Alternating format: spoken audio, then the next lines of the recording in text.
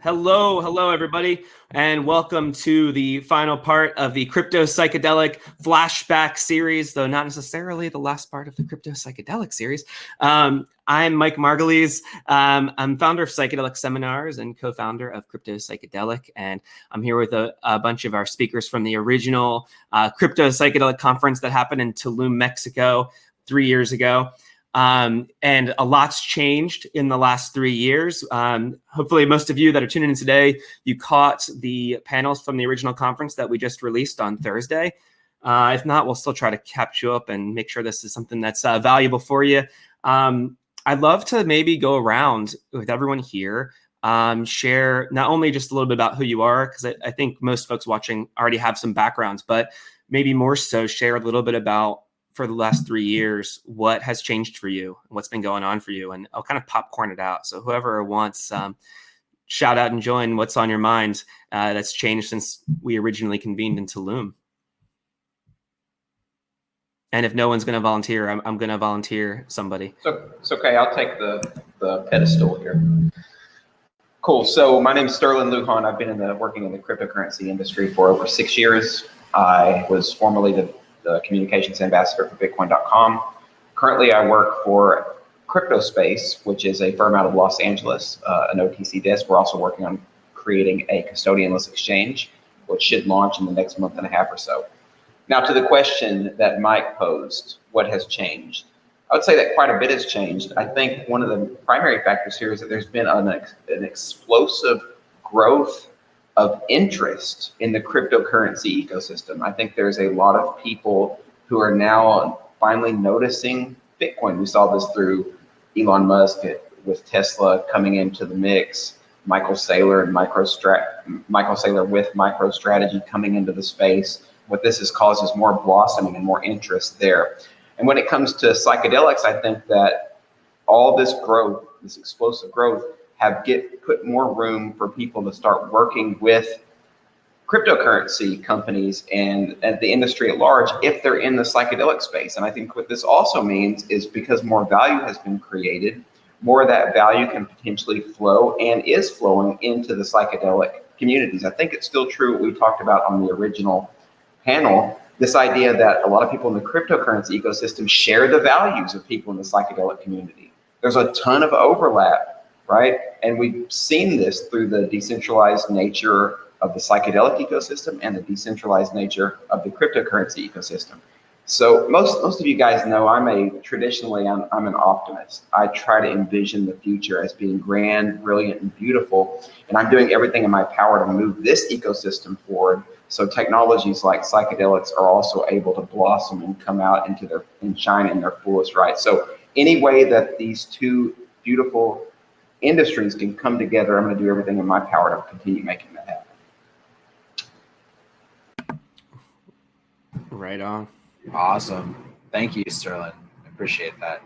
I guess the specific question was like, what has changed over the past 3 years, is it? And give people context who you are, too. Oh, yeah. So I'm Matt McKibbin. I'm one of the co-founders of CryptoPsychedelic and the founder of DecentraNet, which was like the blockchain side of CryptoPsychedelic. And it was my billion seconds party, when we did that 3 years ago. So that was really cool too, to have an event be so meaningful and bring a community together around a party, but then also a really good, impactful cause of raising money for MAPS. Way before Michael Pollan put his book out and started going on late night TV shows and talking about it very popularly, and there weren't multi-billion-dollar companies in the industry yet. There wasn't the mainstream okayness with the words even crypto-psychedelic at the time. People told me, like, you can't call it that, it's too provocative. No one's going to come to your event. And now everyone's into crypto and everyone's into psychedelics. And so over the past 3 years, we've seen a lot of infrastructure be built in the blockchain industry specifically, because 3 years ago we had all the pie in the sky thinking around what this potential technology can do and will do in the future. But we were really early in the infrastructure phase, and we're still really early in the infrastructure phase. It's only like 10 years old, 11 years old. And so, but we're starting to see more mainstream applications. I would say like one of the coolest ones that I think will be really huge is the data ownership side of the blockchain, and owning all of your personal data and all of your health data and all the data around you on psychedelics, and the healing modalities that you go into, and being able to own that and not have, you know, very large corporations like Google or Apple own your data. And so that's a huge one, I think, monetizing your healthcare data as it affects to what you are in psychedelics. And then, yeah, I see a lot of community tokens. Something that I really think is going to be really interesting for these types of causes is tokens that allow for communities to incentivize themselves to go out and spread what's going on. It's a way of giving back to the communities that are spreading this. There's a company called Social Stack, which is I'm working with, which I think is like perfect for these types of nonprofit, mission-driven monetization and reciprocal gratitude back to the communities. I don't want to call it, it's monetizing it, but it's also incentivizing people to go out and do this. So those are the things that are on my mind. I'm just really, I had my brain scanned on DMT and an fMRI machine. That study comes out later today. So we're going to figure out a way to make that cryptocurrency an NFT of my brain or something like that. Did you say today it comes out? No, this year sometime. Oh, okay. I can't really show the brain scans because it's not out yet. But yeah, that's what's going on in my space. And I definitely think that there will be further in-person ones, you know, in a year because I'm very invigorated by this. So I'm excited to do another one, you know, 4 years later.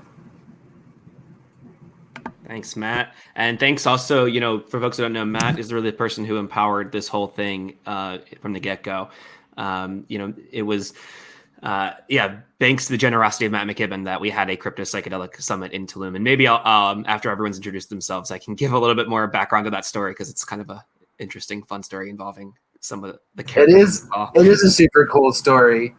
I'll let everyone introduce themselves first, and maybe I'll revisit that. Okay, well, I can go next if you want. My name is Khaliya, and I'm a psychedelic advocate and a public health specialist.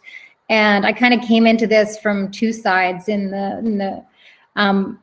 because I actually was somebody who benefited from psychedelic-assisted psychotherapy many years ago, and also someone who then became involved in a psychedelic, not in a blockchain-based personal security company. So I'm kind of on both sides of the coin.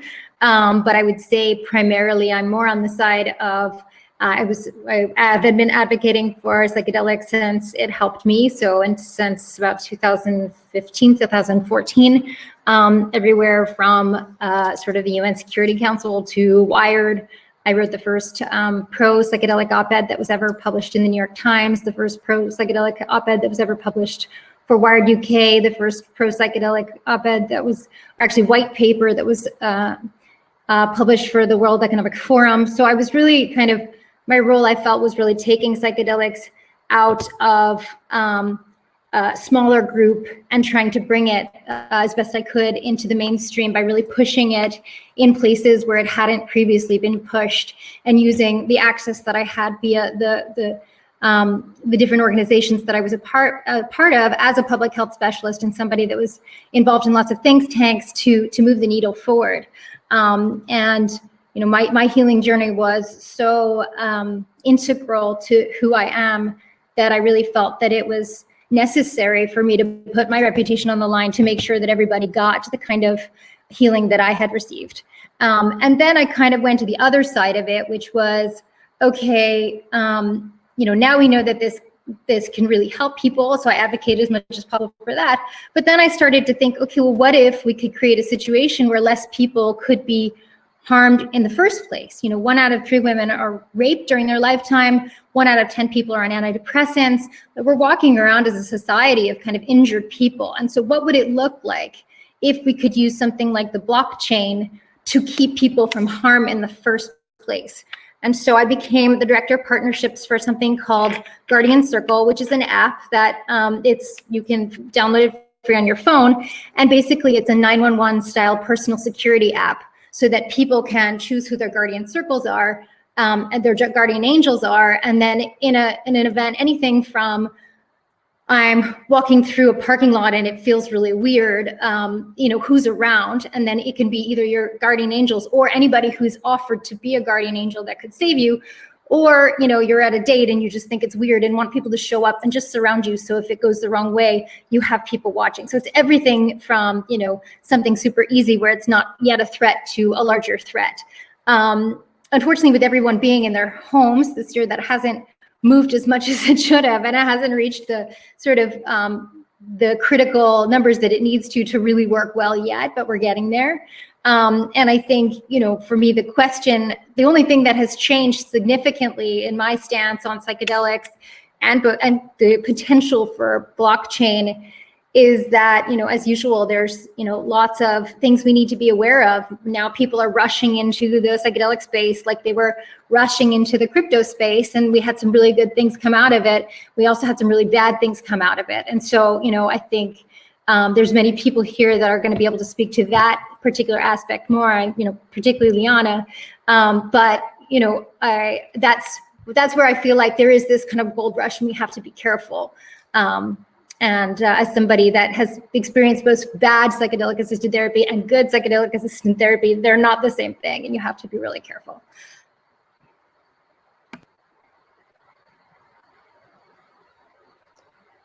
Cool. I think that I can kind of go from here. Thank you, Khaliya. Hi everyone. My name's Liana Sananda Gillooly. One thing that's changed for me in the past 3 years is now I work full time for the MAPS organization.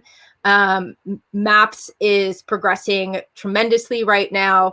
Back in 2018, we had thought that we were going to achieve FDA approval for MDMA therapy by 2021.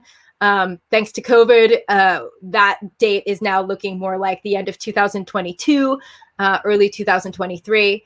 So so that's changed. And I think just speaking a little bit to what other people have said in their introductions, there is, one thing that's changed for me is I think I've had a lot of exuberance, right, around both psychedelics and blockchain. And back in 2018, I was working more directly on a healthcare company.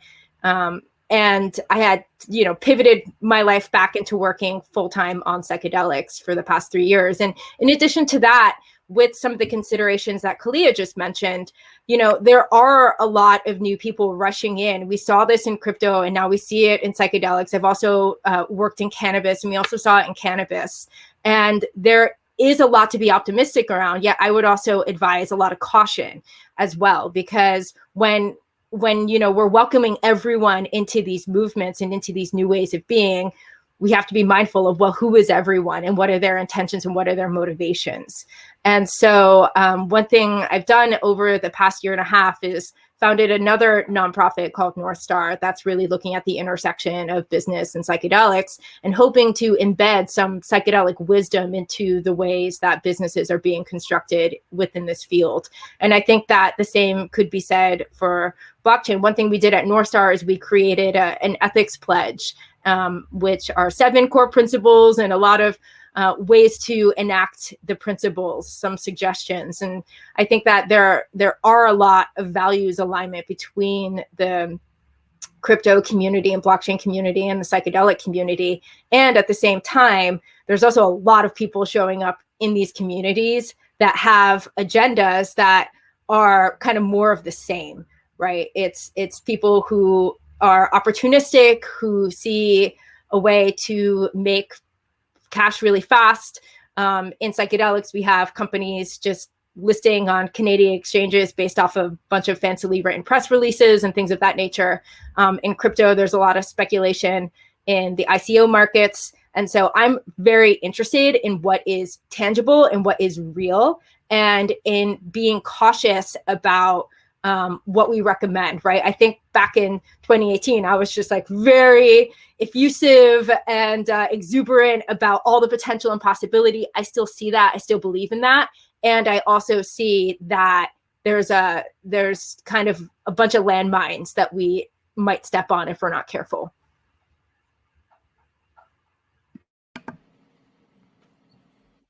Hi there.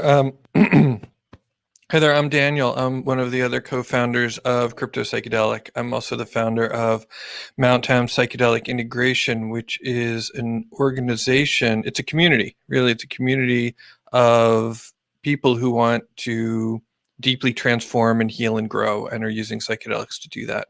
And we gather together in circles to offer our kind of support and insight to each other. And what I have seen, I'm really into the community care thing. I think it was Mr. Rogers who said, we've got to have more of this expression of community care. That was when he saved public television from being defunded.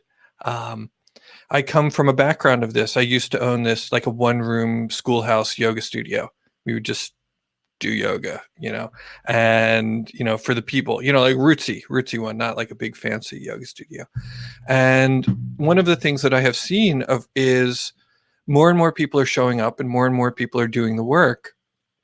And the way that they're doing it is much more responsible than when I was a kid. When I was a kid, there was no talk about integration, and there was no internet where people could go to Arrowhead and learn about these substances. And so now people are doing their homework and they're learning how to do these things responsible, and they're showing up to support each other doing those. And so, I'm aware that there's all of this business stuff happening in the background, but, on the ground is, people are growing their own medicine, which is nice. They're taking it with, therapists or underground guides or with their friends, and usually having pretty good results. And more of these little community organizations are popping up. Mike has been instrumental in starting quite a few psychedelic societies, and they're happening. Also, it's very interesting is that in the research world and the political world and things like that, there's all of this talk about, psychedelics are all very white and wealthy. And when you look around in the world, like, that's not actually true. There's like there's a lot of people who look a lot of different ways in a lot of different socioeconomic stratas who are just very comfortable and happily, healing themselves from very, very tough stuff. And it's really beautiful to see. And I really like this idea, it's like of the community coins things, it's like, how do we empower more people to learn about blockchain so that this stuff can happen more and more? And I'm sure it's happening, I'm sure it's happening everywhere, but that's kind of my angle on it. And yeah, that's enough out of me. Thanks. Awesome. It's really great to be back having this reunion with all of you. I'll give a little more background on myself too, and also kind of which connects with actually the origin story of this whole thing. I'm coming from more of the psychedelic side than the crypto side. Daniel and Liana have been working on psychedelic community. Actually, Liana and I together helped start some of these psychedelic societies that Daniel mentioned. And yeah, I've been working in various for the past 6+ years, doing various community projects, helping to start communities, doing educational events like this one, or Once Upon a Time live conferences and events too. And at some point in time for me, so 3 years ago or so, it became clear to me the Bay Area was where the scene was happening. So I showed up in December 2017 with the intentions of kind of grounding into the Bay to sublet, as it turns out, from Liana. Liana needed a few extra days and said, why don't you stay with my friend in an Airbnb for the first few days of you landing in the Bay? That friend was Matt McKibbin. And so... And so as the story goes, a day after Matt and I met, within a day, we had this plan to put on a conference in Tulum, Mexico, less than 2 months later, called the CryptoPsychedelic Summit. And so we did. So in February 2018, it came together, Daniel and others, we all worked to make this happen. And it was... it's interesting, right? Because I think a question we got initially was like, well, what does crypto psychedelic mean? And one way Daniel put it in his original panel was that it's actually kind of an open question. You know, we don't know. We didn't start crypto psychedelic because we had some we didn't on the outset have an idea of like what this was going to do, but we knew that there's these two communities that have, at the foundational level, right? The people that started these movements came from very similar types of intentions. And also, by the same ticket, both of these communities have very similar challenges, which are becoming more apparent now in the last 3 years. So if you bring these two communities of people together, and I think, as Liana put it, see what brain babies we can make. That was sort of the idea. Let's see what happens. And to me, it was an interesting way to mirror as well. And I think in the last 3 years, that has become even more evident, right? These are, I think in the beginning, the people that have been the psychedelic activists for years and the original crypto folks were very idealistic, right? We believe that we see the potential, as Liana, you were alluding to, right? That these are technologies that have so much potential to do good, psychedelics to heal people, and cryptocurrency and blockchain to change financial infrastructures and beyond. But at the same time, there's a big shadow in both of these places. And that has very much in the last 3 years been emergent. While these are technologies that have the potential to really fundamentally restructure things, that it can be paradigm shifting. In many ways, we've taken both these technologies and put them into old broken boxes, and there's different ways that cryptocurrencies are playing into all the worst things about our old financial structures. And there's ways that psychedelics are also doing that. People are doing land grabs now, claiming IP and trying to own psychedelics, and rather than trying to spread out healing or trying to control it. And so there's a lot of interesting dynamics at play between these two worlds. And I'd love to I'd love to riff off of that a little bit. So anyone who wants to hop in and reflect off of that, I'd be interested in what people think. Yeah, I'll say a quick thing. What was I going to say? We were on a podcast this past week, and it'll air next week, talking about crypto kind of psychedelics and what are the analogies. And some of the ones that we kind of went over were, they were both kind of ostracized on the fringe communities that were dealing with a new technology that no one had really heard about yet or thought it was evil. Bitcoin, everyone thinks, oh my God, the dark web, and oh my God, it's just money laundering, and because that's what the propaganda is put out on a new technology. They fight you. They just constantly put out propaganda over the past 10 years. And the really people that looked and dug underneath what that was, they saw either the healing potential of psychedelics, and MDMA doesn't put holes in your brain, and this isn't your brain on drugs with the egg thing. This is your brain on DMT, right? And so those communities kind of were coming out and becoming mainstream at the same time. I was also just self-sovereign thinking and free thinking individuals were the ones that are creating these new types of technologies. Psychedelics allow you to have cognitive liberty, have the ability to think for yourself and take away all of the social societal structures that are built into it and think clearly. And cryptocurrencies on the other side are thinking about how to do money in an absolutely new way that the central powers do not want, or want to co-opt, or want to figure out a way at least that they're getting involved. Even if it's going to force change within the industry, there are always going to be powers and players that are going to, take up real estate, as you will. And we can fight as much as we can with ethics standards, but it's just the nature of markets and humanity and speculation on new technologies, where you have the visionary innovators that come in. They're very principled. They come in, they build stuff, and then there are people that come in and speculate, and they fund tons of stuff, and some of that stuff doesn't work out, and some of the stuff works out really well. And thank God for the speculators in that case, because we would never actually have people risking money to build new things without those people. And then there's a lot of people that are going to get scammed in new industries. When you have new industries come in, the number, if you haven't had at least one Bitcoin stolen from you in the past 10 years, you haven't really been in the crypto industry. I'm sorry. People are going to scam you. It's just a real thing, especially with a new technology that no one understands. Those people are smart. and they want to scam people. So hackers, that kind of stuff. And then there's going to be bad actors in the psychedelics industry. There's going to be people that use psychedelics and harm other people for it. Like there are always bad actors, and you want to be able to develop standards and figure out what the best way to pad those industries and teach people about what is good and what is bad.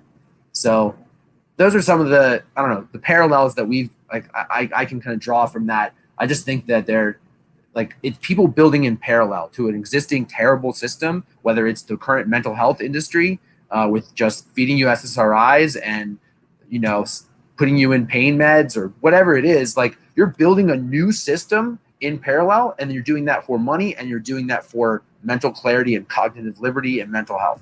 So that's my kind of two sides of it. Does anyone have a response? Anything coming up?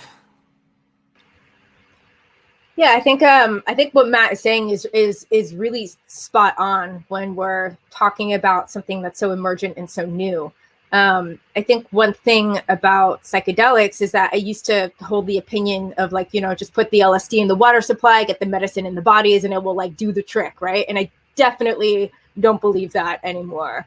And it's very, very true that we have to be mindful of what is the environment, not just the setting of the immediate environment, but what is the context? What is the access point? What kind of information are people getting about these things, and from where? And I think access is one of the shadows of both of these emergent spaces. It's something that we are very actively grappling with in the field of psychedelics. To Daniel's point earlier around, you know, the scene community around psychedelics, and especially psychedelic science and research, are predominantly educated, privileged, and predominantly white people.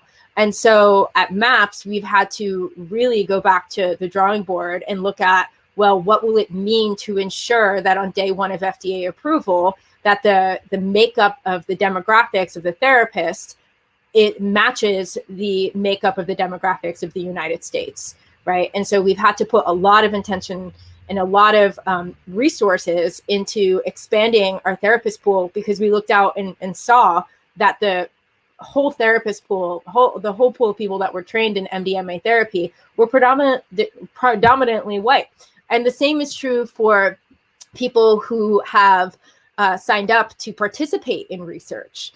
And so we've had to really think about this and grapple with this as a psychedelics field. And I think that the same might be true for crypto. I will say I've kind of kept up a little bit less, and I'm hoping to get educated on this call as well about the projects and the programs that I should feel excited about. I think that what grabs a lot of the media attention and headlines are more around these, like, speculative markets, people making, you know, astronomical sums of money and using it on God knows what. I think we have this idea that, you know, we were decentralizing wealth into people who might benefit from it. But I've often seen that this, like, transfer of wealth has actually been re-centralized into powerful and privileged individuals. And so I'm curious around how the crypto field and the blockchain community might be looking at who can actually access these tools and resources, because I do think that those who stand to benefit the most are often the marginalized people. Same in psychedelics, right? I mean,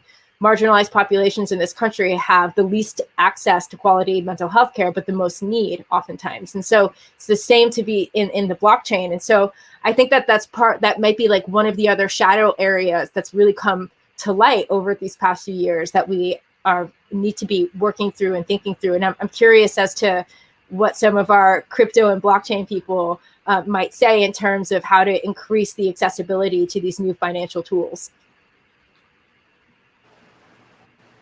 Sterlin, you want to go first on the crypto side? Yeah, sure. I got a bunch of things. I can help address this to a degree, I think. So here's the thing, Liana. I believe that in the cryptocurrency ecosystem, most of the tools and the platforms that we build are decentralized, and because as a result of this, anybody potentially can gain access to these ecosystems, right? It's very challenging to prevent people, and actively you don't want to prevent people from coming into the space, right? Because you want to grow. I just want to say that it's anybody with computer and internet, right? So it's not everybody, right, that can gain access to this.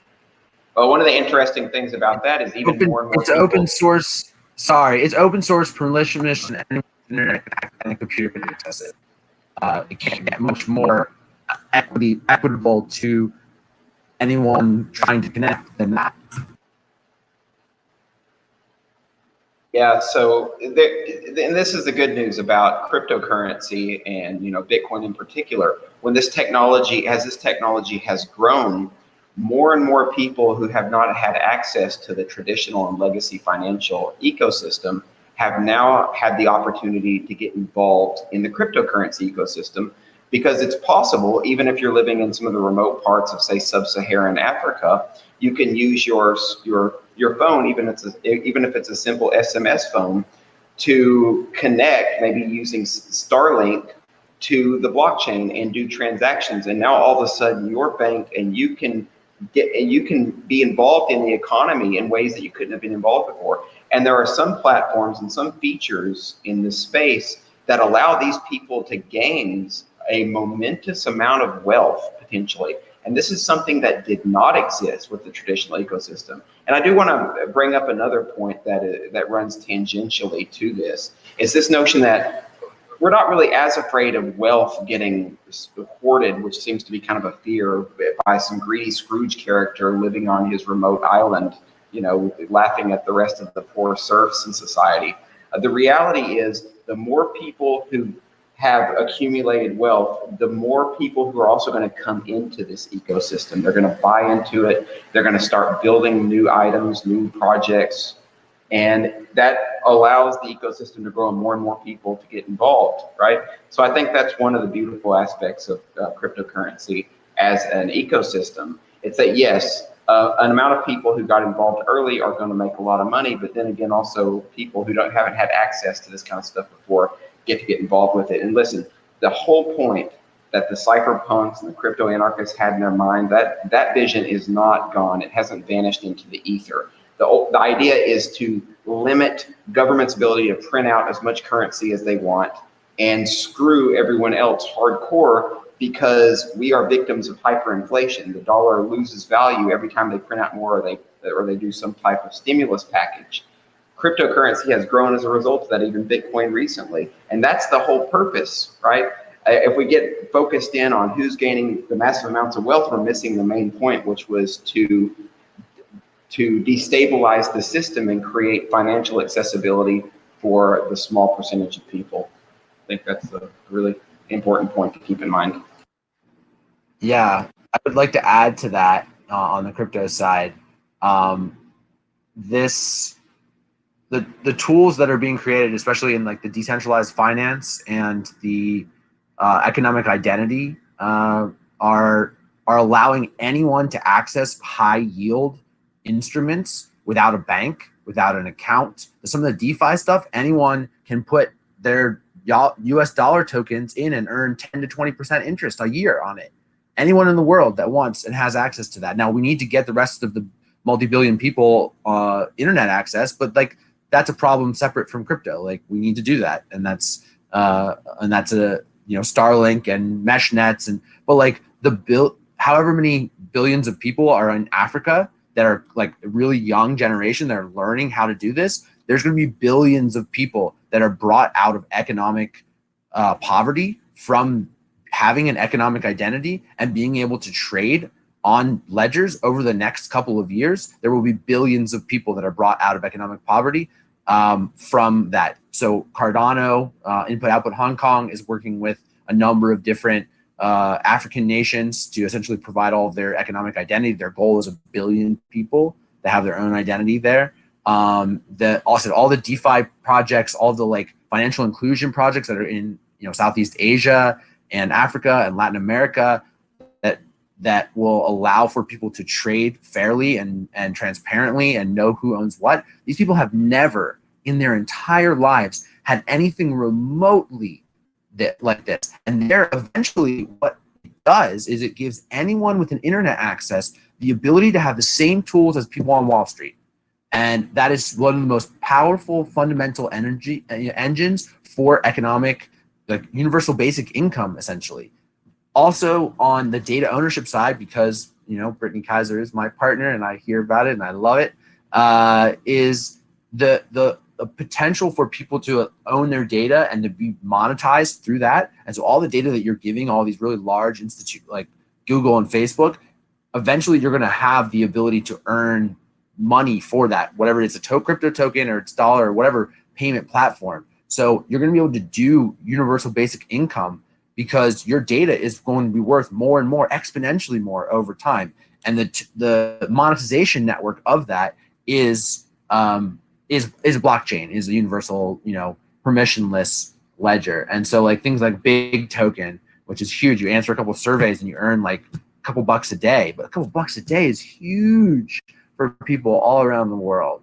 And so I see these tools, there's totally speculation, there's totally people that are acting not ethical all over the world. That happens all the time. But these tools over especially the next decade, as we have the economic identity piece solved, will bring about the greatest lifting of people who have never had this on the planet. Yeah, that's what I'll say. I just wanted to add on, and this might be throwing a little bit of a curveball to the whole conversation, but I think one way in which, crypto in general has gone a little bit awry is the fact that we're using blockchain primarily, for money. And yes, of course, now there's NFTs, there's other things, but for the most part, it's sort of like, how do we use this to control something that is one of the major things that in capitalism, which is money. But it's really interesting if you look at other populations and other civilizations over time, including, colonial United States and more humanity, or in earlier periods of its existence, we ran more by a barter system. So it wasn't, what can we exchange for the thing that we need? You could exchange one thing that you needed for something else that somebody else has needed. And so, with Guardian Circle, and it's a way that because people can offer their time if they don't have money and still get security. What do people want in life? They want to have, they want to have personal security. They want to have food, and they want to be able to protect their family and have a place to live. And they want to do something where it's a passion of theirs. They want to have the freedom to do something that they want to do and not be enslaved by some system. So, this may be coming out of left field, but I think I'm curious to hear what other people would have to say about it, because I do think that one of the ways in which blockchain is going to be so revolutionary is enabling people who don't want to be as much part of the monetary system to find other ways of integrating and getting their needs met. And I think that's really important. Second point I wanted to make was about the cognitive liberty side of things. One of the reasons why I'm such a strong, advocate for psychedelics is because I believe that when people are traumatized, when people have, mental health issues caused by pain, caused by, anything it could be, including poverty and food insecurity, then you end up shackled to your limbic system. You instead of being able to use your prefrontal cortex and say, wow, what is going to be the best long-term strategy for myself, for my family, for humanity, you get essentially jailed by the part of your brain that says just survive, survive, survive, survive. And that means you can't think in the same way that you would in terms of the future. So you can only think in terms of next year, or maybe at most 10 years, when really as a human species, we need to be thinking about the next 100. And until more of us can kind of deshackle ourselves from the limbic system and this fear of something going wrong, this fear that we're always, under stress, whether it be for money, whether it be for, housing, whether it be for food, we can't dream the big dreams that we need to dream to build the society that we want for our future, for our children's future, and for humanity's future. So I would throw that in there just to shake things up a little bit, so we don't end up talking all about just currencies, because currency is just one part of what blockchain can do. And I know that the people here that know more about blockchain than me can speak to it better, but I just wanted to introduce that. Before we jump into the question about blockchain, I would love to just respond to the last bit that you spoke of the people who might experience the most severe kinds of trauma might benefit the most from psychedelics. And the European Medicines Agency has asked us to include refugees in our population that will be studying. We're opening phase 2, well, it's phase 3 lead-in trials across 7 countries in Europe. We're already enrolling for that. And my partner works for the American Refugee Committee and has worked within refugee camps over the past 10 years. And so we had this big conversation around whether or not it's ethical to give a refugee a psychedelic assisted therapy.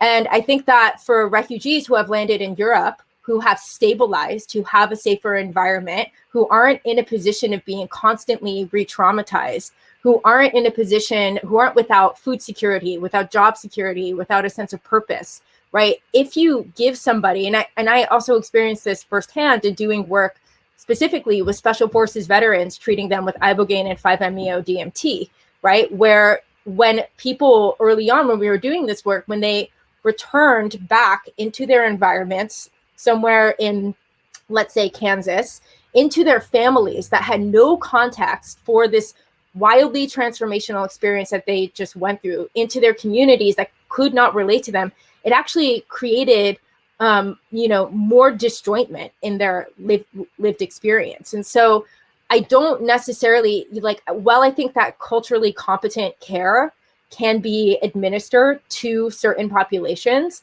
I think that, we can't just assume that, a psychedelic intervention is going to be most beneficial for people who are experiencing some of these things. I think that we really have to ask ourselves, if we have to be thinking holistically as a community that's promoting health and wellness and wholeness. We've got to think holistically about, what other services might come in line, what other social service interventions might be necessary for somebody to have the most success with a psychedelic therapy. How are they connected in with food security programs and job placement and things like that. So I just wanted to respond to that and then just throw it back to our crypto friends. Yeah. I'll respond to some of that too, actually. Thanks for saying all of that. I think that's really important. And the example of ibogaine in particular is a really good one. And for folks who aren't that familiar with ibogaine, it's most known for its unique ability to disrupt opioid withdrawal. And so in communities of folks who have struggled with opioid addiction, many people have reported that they use ibogaine and they not only have this profound psychedelic experience, but it disrupts their withdrawal. They get a reset. However, the big caveat here is that doesn't mean ibogaine is the cure for opioid addiction, right? And this is a common misconception that we can just give everyone ibogaine and that's going to solve it. No, because, it's kind of Liana was getting at, what happens next, right? Because you're going to go back into your community. And if we're living in a society that has just many systemic issues, that's great. You did ibogaine, you got a reset, but now maybe you're going back into the exact same environment that you came from in the first place. And we can't just, it's interesting. That's the whole idea of psychedelic therapy is you go to root causes versus treating symptoms. But if we have these systemic level issues causing so much trauma and depression, and right now widespread isolation is happening, we can't just treat mental health conditions like they are if we treat individuals like they exist in a vacuum, we're actually just treating the symptom and not the cause. We have to look at the deeper issues, look at community healing, look at systemic level issues. We have to look at things like UBI was mentioned, and that's something that maybe crypto is something that crypto could solve potentially or contribute to. But I also want to give some words of caution around that. There was a lot of discussion here around how we're going to help people in developing world to get access to things they didn't have. And this was also aired in the original conference. Did we ask if this is what they wanted? And I think we have to be very careful that we don't unintentionally reproduce some of the colonialist behaviors in new ways. For example, the way it's played out to date is there's this idea that we're going to help the developing world by we're going to loan money. There's not enough money, so we're going to loan money to help this world develop. And the premise here is we're doing something generous, right, by giving a resource. But in reality, what did we do? We created debt, and now these countries are now worse than they were before, because now in the meta scale, right, resources are being extracted out of that local economy, because now this developing country has a huge debt to pay. And that this is sort of how economics have played out. And so we have to be very careful. I heard people at the original conference talking about crypto projects where, hey, this is so great. I can now give a micro loan to somebody who couldn't have access to loans before. Now they have access to these world financial instruments they didn't have. And it's like, wait a minute, but if you're giving an interest, maybe if it's interest-free loan, sure. But if you're giving someone a loan with interest in a developing world, like, are you actually helping or are you hurting? So I'll put this out there. Well, and just quickly to retouch on that, the question for me is about like, are people asking for these things, and then what are they educated, right? Like, we can't assume that because it works for us, because we see this like big picture reality that like, oh my God, it's going to help all these people. You know, I that's where my curiosity is like, where's the education and the empowerment coming from those places? So, a couple of different things.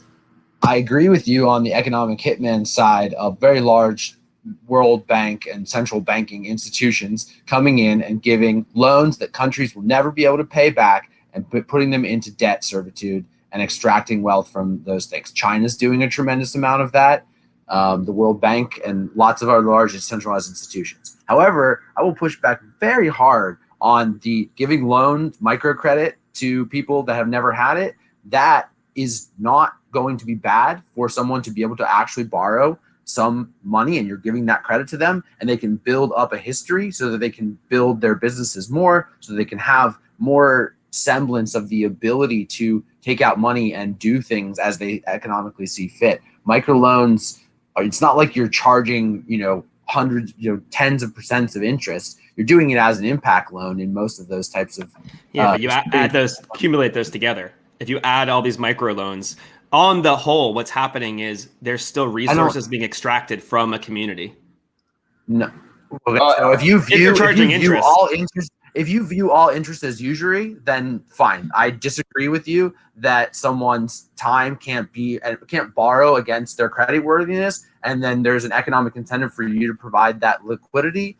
Like, that is fundamentally like not extractive all the time. It can be extractive if it's like highway robbery interest rate loans, but to say that all interest is usury is like, it's, you can go that direction, but I economically disagree with that. And I would say that any two people can come to an agreement that's voluntary, and they should be able to do that. And labeling that as usury the whole time, labeling that as like not allowed or unethical, I think is more your opinion and your economic philosophy than like a fact that it's always bad. Well, I think we have to acknowledge. Go ahead, Khaliya. I would just want to say I used to actually work for the Aga Khan Development Network, and we did do microloans in Africa through a vehicle called M-Pesa, which was like the first micro loan you could do basically on your phone, because one of the reasons that they had insecurity in terms of even cash was because they couldn't bring armored trucks into some of the worst areas of Africa because they would get attacked on the way. So you didn't actually have enough like literal money.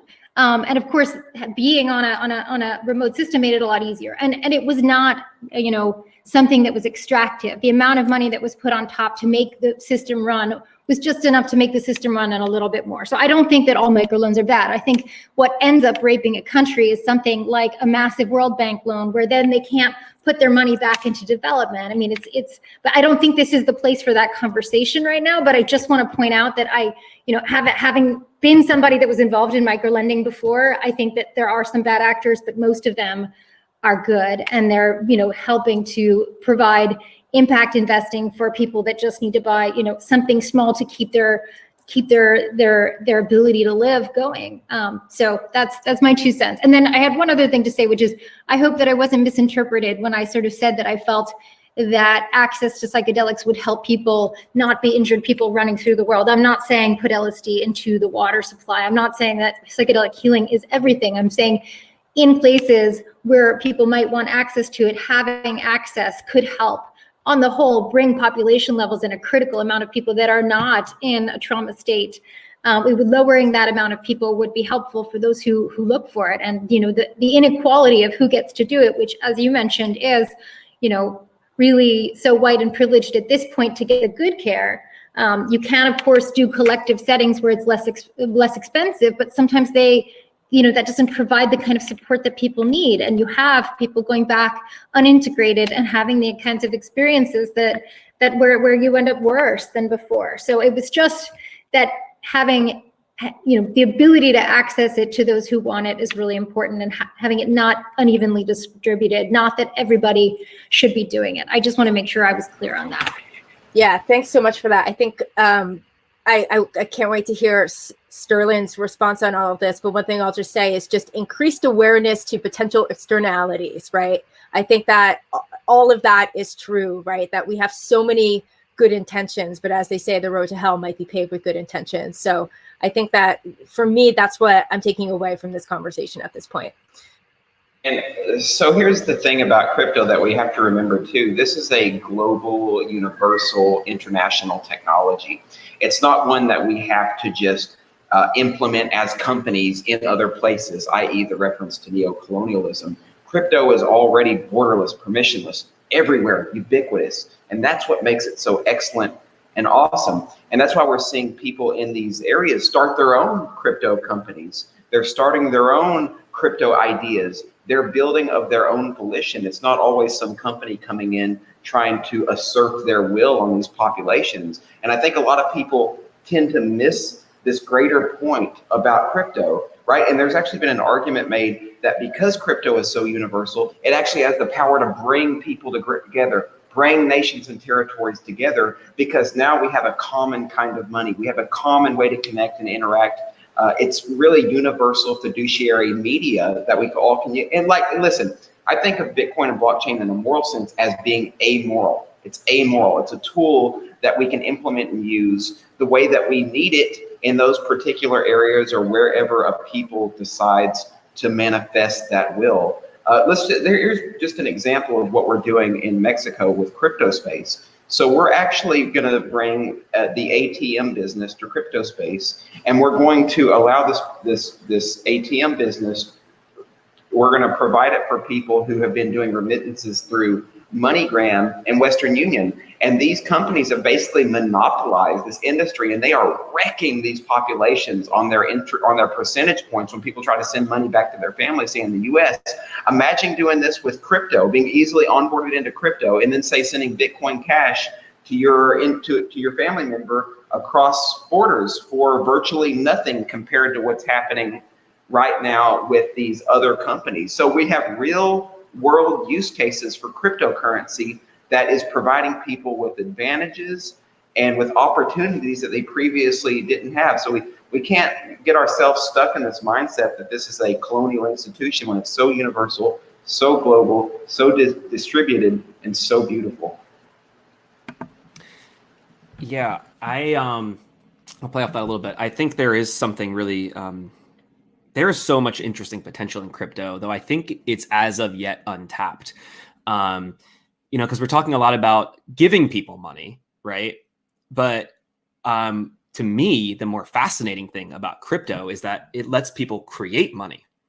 And so, this is something I've been thinking about a lot. When you look at, and I would really recommend something that's influenced my thoughts around the economy and kind of what's wrong with it, where it needs to go. This work of Charles Eisenstein. So I'd highly recommend reading Sacred Economics if you have not read that.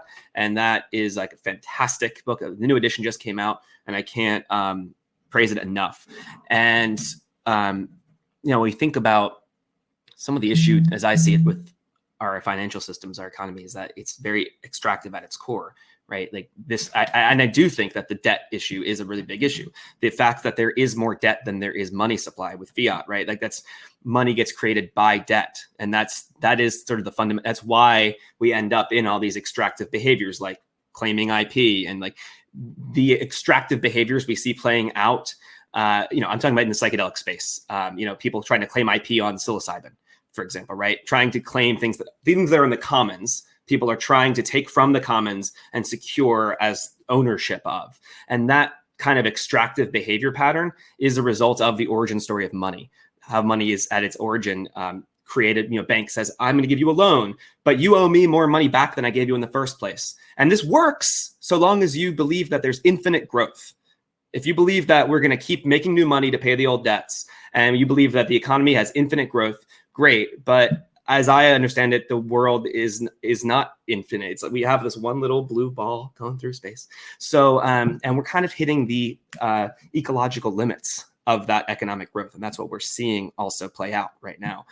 All comes back to this extractive mentality. And Bitcoin in many ways plays right into that. It's about mining, right?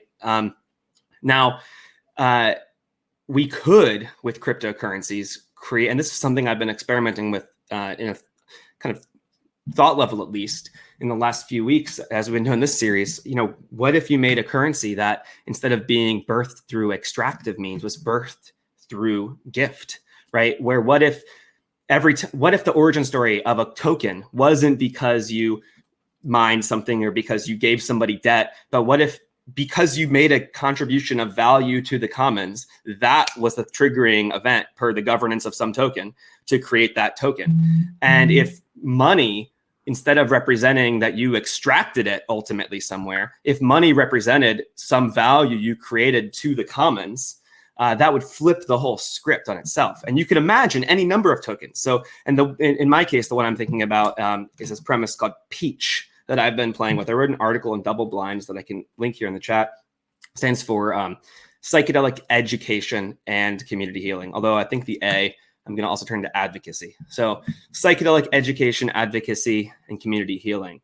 And to date, most of the money in the philanthropy world for psychedelics is going towards the research, you know, the work MAPS is doing to get MDMA through. And that's, you know, we want to see that all go through the finish line. And as that's happening, I would argue that increasingly it's this education and community work that's going to be really important. But it's hard to value.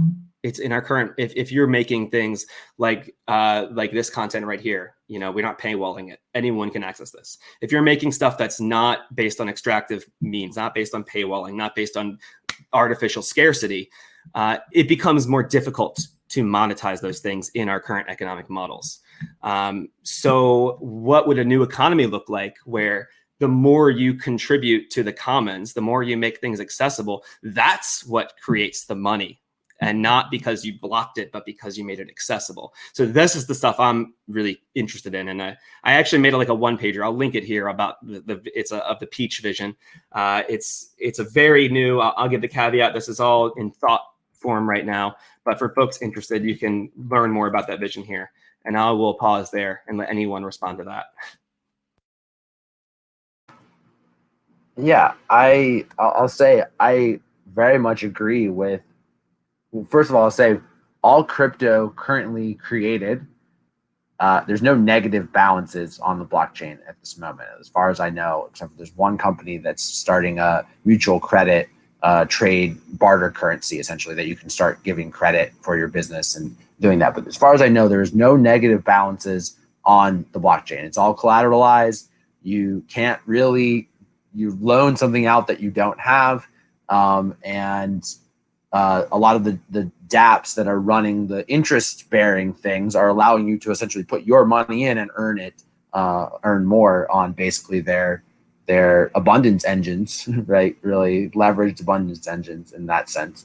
I really like the idea, and I agree with you on the concept of like flipping money to be able to be regenerative in nature and to be able to, like, you know, I kind of, in one of my talks I give called the Societal Reformation, I talk about the current money system, not Bitcoin and cryptocurrency, but the current central banking system, specifically the petrodollar system, is the most extractive form of money we could ever possibly think of.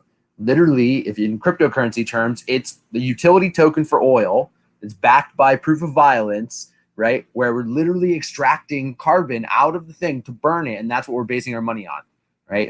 It's crazy. It's crazy that that's what we're doing. And so, like, flipping the script on that, if we can, you know, incorporate some of the circular economics and sacred economics into the money systems, where the more that you use the money, the more that there's regenerative action that's taken within some subsect, whether it's carbon offsetting, growing regenerative farming, taking plastics out of oceans, those types of currencies and community currencies are going to be really important.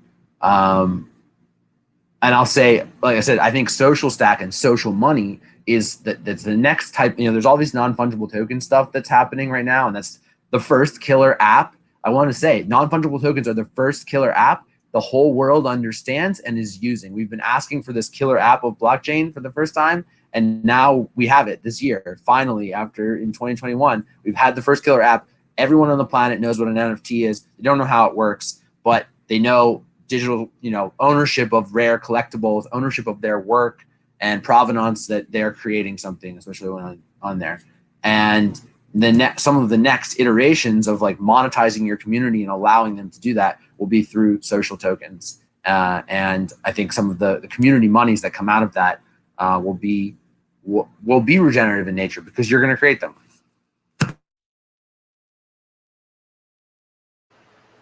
So there is something quickly that I wanted to add with the previous discussion about Bitcoin and some cryptocurrencies possibly being extractive. Even if I were to agree for that for the sake of argument, there's a ton of different cryptocurrencies, and the key piece of this is that we can voluntarily choose to use any given cryptocurrency ecosystem that we want to. The fiat currency system, however, as Matt pointed out, is backed only by proof of violence. You are forced, if you live in a geographical region with a given fiat currency, to use that fiat currency on threat of violence. You guys all remember Bernard von Nothaus, who minted the Liberty Dollar? Bernard von Nothaus minted the Liberty Dollar, and he was actually using that to compete with the US dollar. His money was actually backed by gold and silver, and what ended up happening, the alphabet soup agencies came after him, kicked in his door, took him to jail, confiscated all of his gold and silver, and then passed it out all between themselves. So the beautiful thing about a decentralized cryptocurrency is now we have this, and people have access to it. They don't have to worry about some government agencies coming in and kicking in their door, unless there's some other issue tangential to that. Now, I will say this to you, Mike, and this is the thing about Peach Token. I love that idea. I'd be curious to learn more about what the token economic model will be and how you broach that subject. I like the gift idea.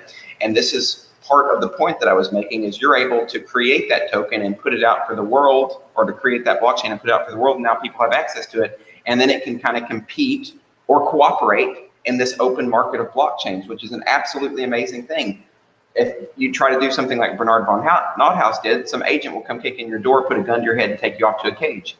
If you try to compete directly with fiat currency, this will always and forever happen. That is why cryptocurrency came into existence. It was a way to get around all the bottlenecks. When you try to innovate in this space, a lot of bad things can happen to you. Our company, we've lost a bunch of bank accounts because the government hates cryptocurrency, so they shut us down. There's a ton of other issues that come along with trying to maintain and run a business in the space in the US, simply because there's so much anti-cryptocurrency zeal.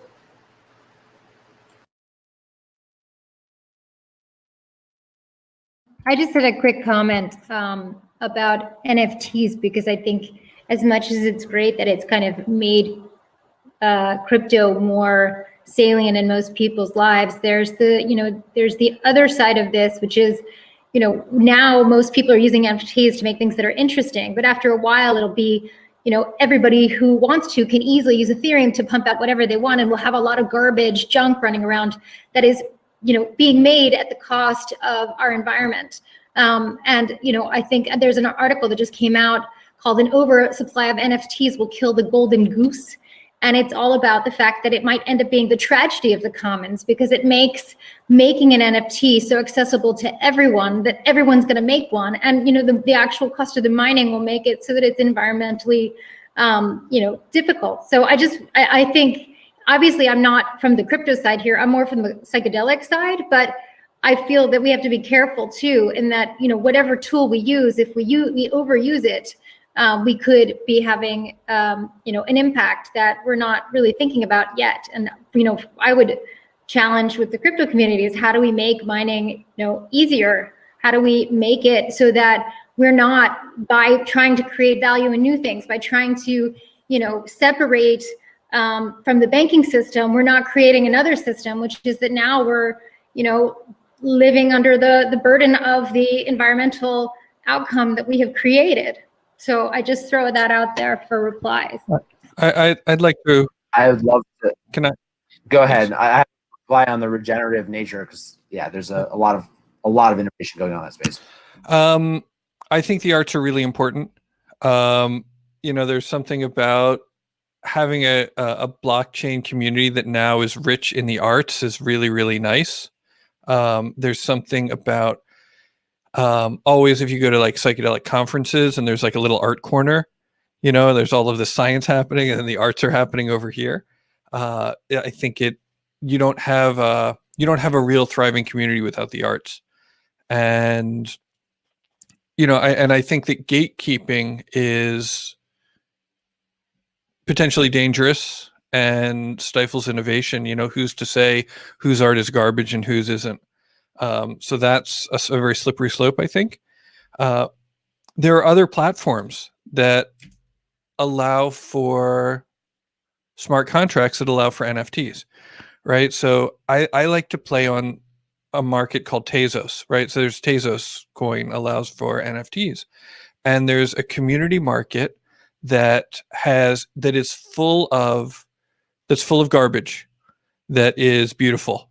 And a lot of those NFTs cost I've bought NFTs for half a Tezos, which is about $3. I think the most expensive one I bought maybe has been $50. And you see this really neat community where people are buying things not because there's hype and not because it's being promoted and there's all of these sort of major players who are promoting the thing and it's supposed to be important, but you get to look at people's collection and it's based on what they actually like. And Tezos is also a proof of stake model, so the environmental impact is very, very, very, very low. And I think that that people have become aware that there are environmental impacts, and I think there are people who are definitely smarter than me, at least, who are working very, very hard to deal with that issue. And in fact, I guess this is as good a time as any to tell people that we have actually released an NFT of the CryptoPsychedelic logo on the Tezos Here and Now platform. And it's 11 Tezos, which is, I think, $66. And we made 11 of them. And if somebody's interested in supporting what we're doing, I'll put the link in the chat. But I mean, I think it's a very legitimate concern. And I think that people are working on it. Yeah. That's awesome. I can't wait to see. I don't click on the link yet, but it's good to see that we're creating some crypto psychedelic artwork. On the environmental impact, and I would say I wrote an article in 2018, a couple months after Crypto Psychedelic actually, called Satoshi's Second Gift. And it basically, and I'll share it in the chat. It's on Medium/crypto, but basically it pointed to the economic incentive that Bitcoin mining creates, which is it will incentivize. It's basically a bounty on whatever type of energy is the cheapest form of energy on the planet. And as renewables become cheaper and cheaper and cheaper, solar in particular, and as Bitcoin goes up in price, eventually they hit an inflection point where it becomes the greatest incentive structure possible to develop the renewable energy sources on the planet. And so you can go ahead, I'll share that article in there. And then secondly, I'll say bitcoinmythology.com is also a really great one that's talking about the energy usage and trying to compare the unseen of what is actually out there. So you could say it's taking up this much energy and it's equal to, insert X small country or whatever you want to do, that everyone writes the fear porn articles on the thing and says, oh my God, it's taking up all this energy. But what is it replacing in our existing systems that takes up tremendous amounts of carbon? There's just so many, the whole unseen and seen parts of economic history. There's so many things that are going on behind the scenes that we don't understand. The broken window fallacy is one of the easiest economic lessons to do that. If you see with the unseen and unseen, if someone breaks your window, you see that some people say that that's good for economic thing, because you have to hire the glazier to come fix your window, and then he gets to buy a pair of shoes, and it goes to the thing. But what they don't see is what the money you could have done with the money if the window was not broken in the first place, right? And that upstream effect there. So there are a lot of things that blockchain systems are going to be replacing that are more fair, more egalitarian, less corrupt. And I would say that it's incentivizing green energy production and research more than ever, that the price is up. And I would also say that the proof of stake networks are really coming online very, very seriously, and they're going to outpace the proof of work ones, I think, in the future, because why would you want to have to put all of this work in if you have these systems that don't have it, that are as decentralized and can provide that stability of the economic ledger, the worldwide accounting ledger that we all are going to have to use for every single piece of our transactions forever. Moving forward, we have to record it on this ledger. Otherwise, we're not sure that it's actually real, and we have to trust people, and there's so many risks there. So our Cardano, Polkadot, Tezos, Ethereum, talking about Ethereum with all the energy there, they're moving to proof of stake over the next couple of years. It's been delayed a bunch, but that's the intended goal. And if they don't innovate, if they don't actually do it, all these ones that don't charge you hundreds of dollars to do a transaction because you can't get anything are just going to take market share, and it's going to go away from Ethereum. So I think that there's just a lot of it's really hard to see all the innovative forces that are for good, and it's really easy to focus on like negative headlines and all those things sometimes. It's just, I don't know, I'm an eternal optimist, so I see the good in everything, and I'm working with a Bitcoin carbon neutral Bitcoin mining company right now called Griffin, and it's the one that's taking the ESG stand and saying we're not going to use anything at all that is carbon positive, and we're not just offsets. We're not using carbon positive energy. So I see the innovation happening there. Nice. We have a few questions from the audience that maybe we can go through too. And thanks for that, Matt. That's it's really interesting, especially this idea of it being a bounty, and that people are creating new forms of clean energy through this. I can't wait to share the article. Yeah. So question we have here is how can each industry, and I think the person is talking about the psychedelic and blockchain communities, how can each one empower one another? Where will we see the near-term synergies playing out? So whoever would like to grab that one. I mean, I'll just quickly state the obvious.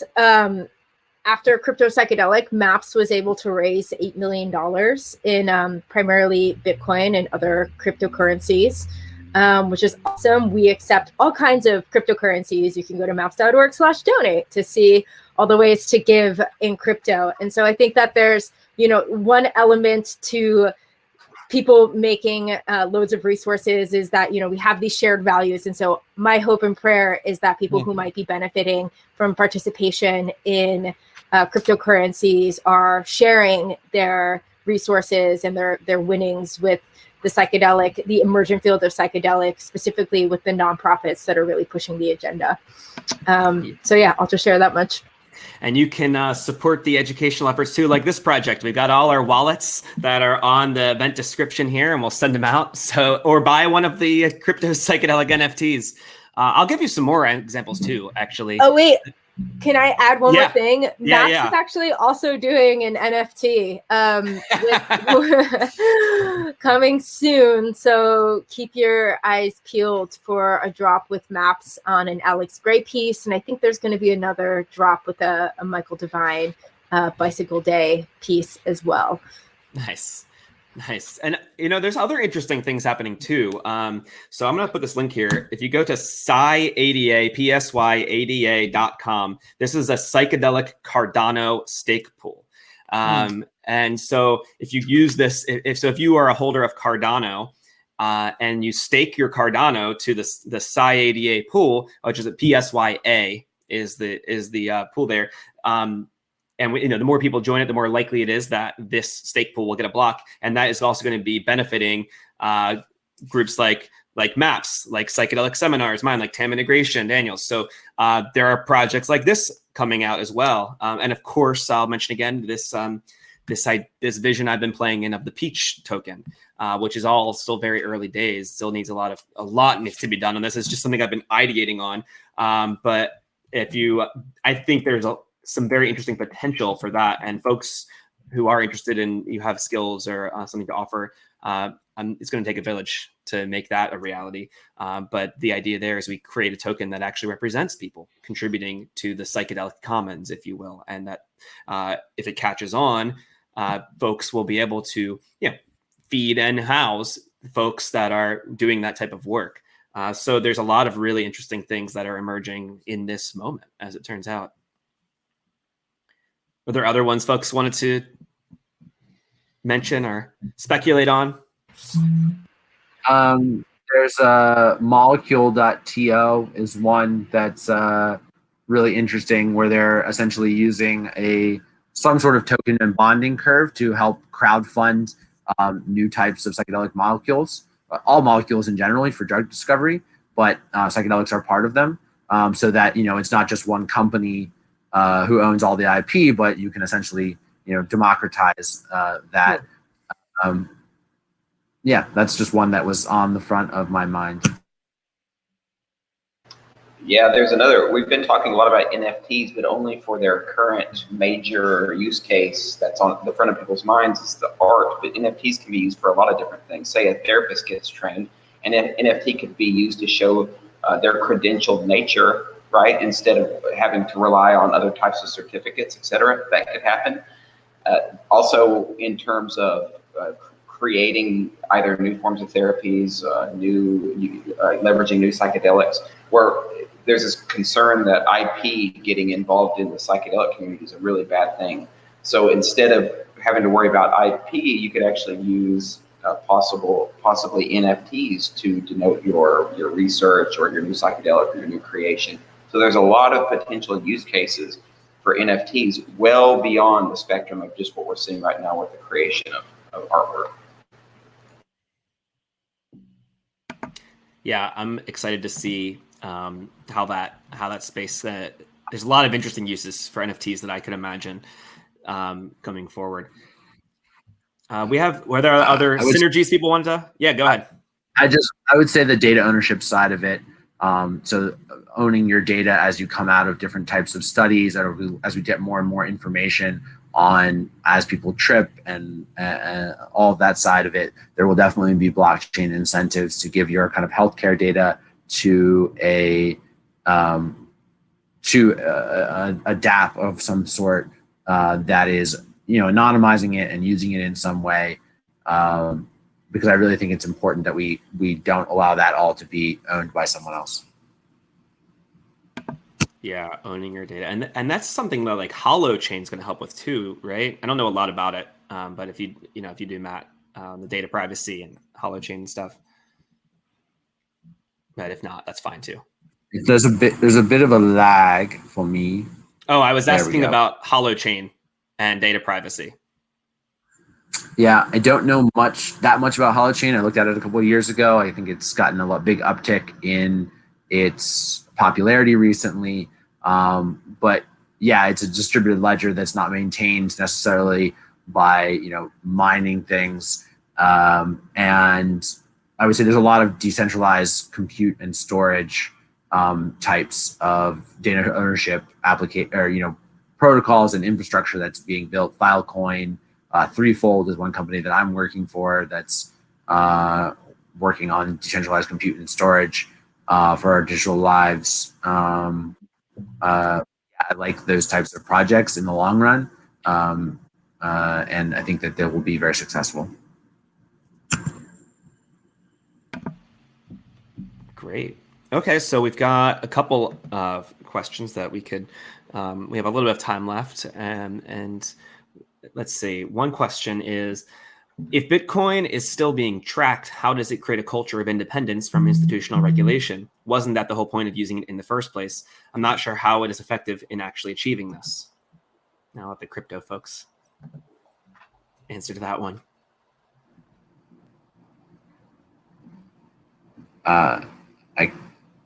Did I click mute? Okay, sorry. My computer's lagging a little bit. I will say, yeah, Bitcoin is not. What was I gonna say? Bitcoin is definitely being tracked, and it will not be anonymous. It's never been anonymous. It's pseudonymous. I don't think that makes it non-independent from financial institutions. You still own it, but you are going to have to do KYC, and you're not going to be able to hide transactions that are, say you're not paying your taxes or something like that. That's just not a thing. There are, zero proof knowledge privacy coins like Monero, Zcash. There's a new one called Portal that's on top of Bitcoin that's going to be able to do some of those types of privacy preserving financial transactions. But Bitcoin has never been anonymous.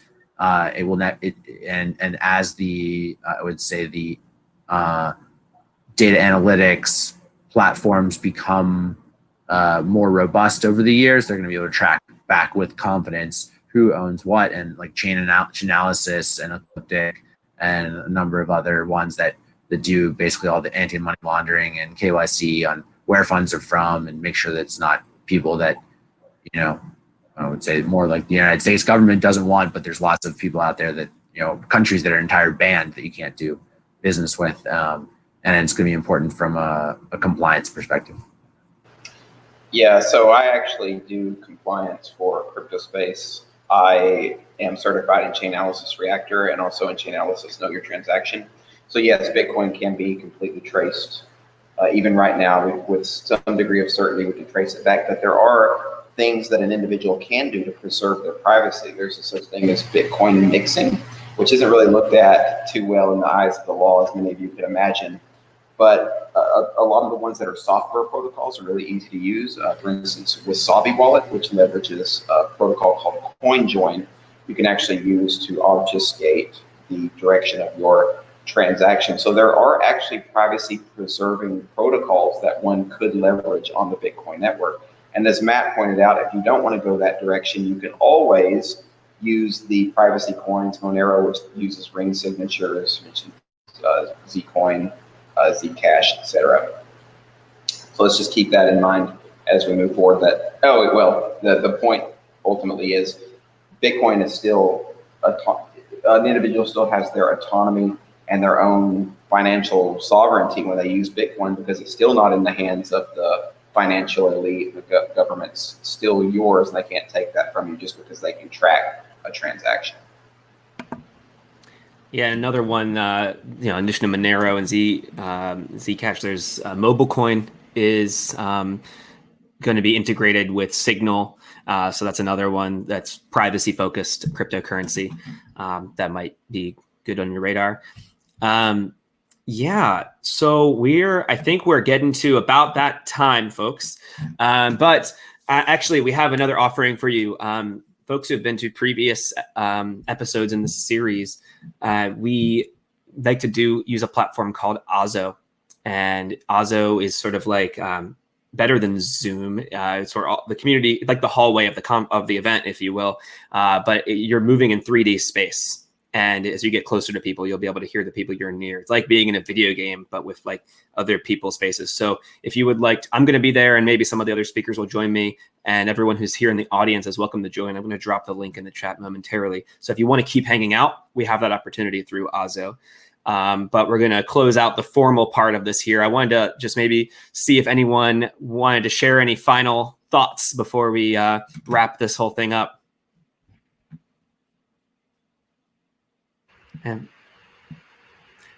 if there's no burning, go ahead. Yeah, I'll just say I'm looking forward to more of the killer apps uses of blockchain coming into full fruition. I like the Molecule project. I've been in touch with those people for quite some time, and this concept of how can we collectively and in a decentralized way own something like IP on novel or new psychoactive compounds. I am really optimistic about this bright future that we hold, yet it is up to us to define what that looks like. And so with that, I hope that we can recognize that these are just tools that are imbued with a lot of meaning, and that their potential depends on the user of the tools. And so it's really up to us to do things really, really, really right, and to pay a lot of attention to the things that we might not be able to see. So yeah, thanks so much. It's great to be here with so many amazing friends and allies. Good to see you all. Thanks for having us. Yeah, thanks for yeah, go ahead, guys, if you had something to say. Me? Oh, I thought you were unmuting, so I thought you had something to add. Yeah, I did. Oh, I was just saying, thank you all for coming to this. This is amazing. Really enjoyed the conversation and being able to share different opinions and projects and concerns, and just really appreciate it. And I really think that there will be another event in the future in the next probably about a year from now is a good time frame. And I'll leave it at that. So thank you, everyone.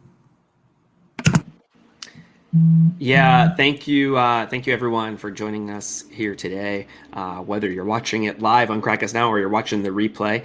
And also big thanks to everyone I'm sitting here with on this virtual stage, and with the hopes that we'll be on real stages together, and real just gatherings in general, even more importantly, in the near future.